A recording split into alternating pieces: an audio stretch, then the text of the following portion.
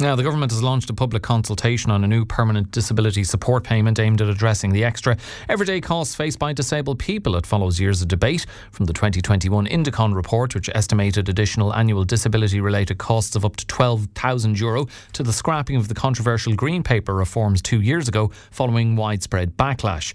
Now, Dara Calleary, the Social Protection Minister, says this consultation will ensure disabled people's voices are central to shaping the new payment, with submissions open until the 7th of April. However, against a backdrop of rising living costs and fresh protests over recent payment cuts, with some households said to be €1,400 worse off, questions remain about what meaningful support will actually look like. I've been speaking about this with Michael Meere of Clare Leader Forum. Michael, good morning to you. Good morning, Alan. How are you? Very well, thanks very much for joining us. Let me take you back to 2021 and the Indecon report, which estimated that additional annual costs are between €8,700 and €12,300. Do you accept those figures are now significantly higher? I definitely express that I feel those figures are astronomical at this point, because those figures were in 2021. Inflation has gone through the roof since, and there's been many other geopolitical events happening that has been causing this to rise. The Green Paper, the previous Green Paper, which caused plenty of consternation, something I touched on with Heather Humphreys during the presidential campaign. It was described as degrading and overly medicalised. She defended it to a certain extent. Can you tell us more about this Green Paper and what you and others believe was wrong with it? I suppose consternation would be a nice word to use when the memory of the Green Paper comes up. If there was a huge backlash towards it, because predominantly disabled people weren't consulted on it, their views weren't taken into account, and this was just being placed upon us. Now, that was being based on a model that's in England, where disability is paid in tiered or component sections. And to be honest with you, the way I suppose all disabled people and myself look at it is, yes, it's all based around the medicalised model, which aims to cure or fix the person, whereas it's well cited at this stage that it's actually the social model of care that should be taken. And the 7th of February, I was actually invited to the Galmont Hotel in Galway, and Fine Gael were running a disability network convention, and the Taoiseach and Emer Higgins was there. And I suppose I was invited. I was representing, yes, Disabled People of Ireland, but also the rehab group. So we spoke extensively about disability in this country and how it's viewed and how it's dealt with.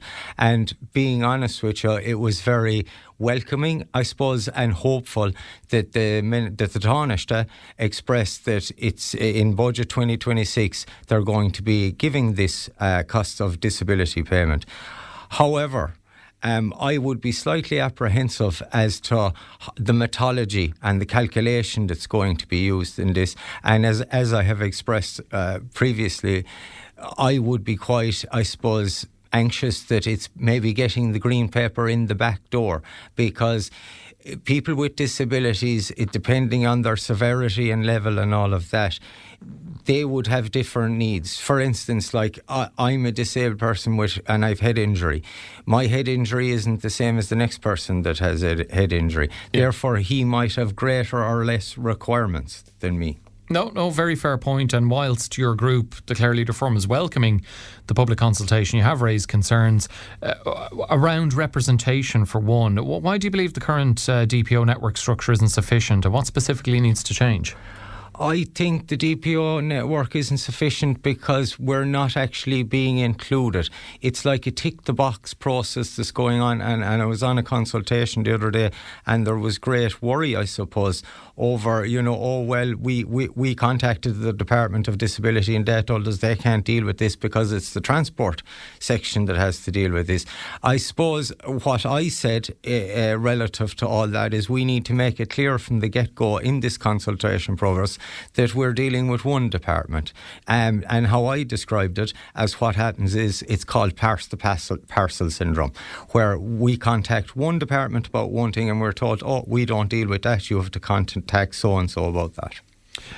The forum has formally requested inclusion in the Strategic Focus Network Summit on the 13th of May. Why is it so important for Clare Leader Forum to be at that table, do you believe, Michael? It's very important for the Clare Leader Forum to be at that table because equality, equity and inclusion, I suppose they are the strands that we need that as a platform to move on and build upon.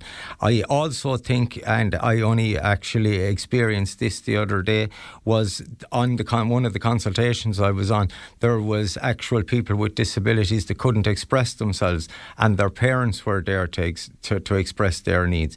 I would like to know how the government is actually going to approach that for people that have difficulties with expressing themselves. How are they going to get their voice? Because we know at this stage, and it's well cited, that people with disabilities are the actual experts in this area because of the lived experience. And I guess that's why you believe Clare Leader Forum should be at the table, because you've all got a wealth of expertise. The government has committed to designing a permanent annual cost of disability support payment. And from your perspective, what must that payment include to genuinely reflect the real costs that disabled people are facing in 2026, given that you mentioned earlier on the figures that of 8,700 and 12,300 euro that were indicated in the Indecon report as the additional annual costs for those with disabilities? You think they're well off where they need to be?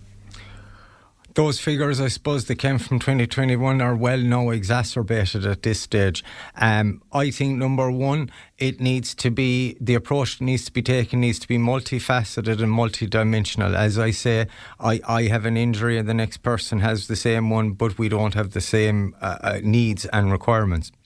Now, I also think that the payment should be somehow linked to inflation, because we can get a payment based on today's figures and today's costs of living, but then inflation goes up over the next year or two. That figure then is completely out of kilter. So I think, number one, it should be linked to that. Number two, all voices should be taken in. And number three, there is lots of disabled people that work and they should be given a tax credit or something in that format. Michael, what would a fair cost of disability payment look like in practice, in your view? I suppose, to me, a fair payment would look like a payment that's based on one's requirements and needs. As I've expressed already, I would have different needs to somebody else, and somebody else would be different to me. But I do think there should be maybe a standard payment given and then extra costs that would be associated, like personal assistant support, like travel expenses, all that one could maybe keep their receipts or something like that and send them in and they get the payment back. And I guess in terms of the urgency of this matter, we started off talking about a report that came out 5 years ago. Mm-hmm. How urgently does this need to be addressed, given we started talking about a report from 5 years ago? Now we're talking about a public consultation process that's going to get underway. So it's going to be some time for that to be completed. And this is the, I suppose, the term that I used earlier on, pass the parcel syndrome that's going on. This is what's delaying tactics.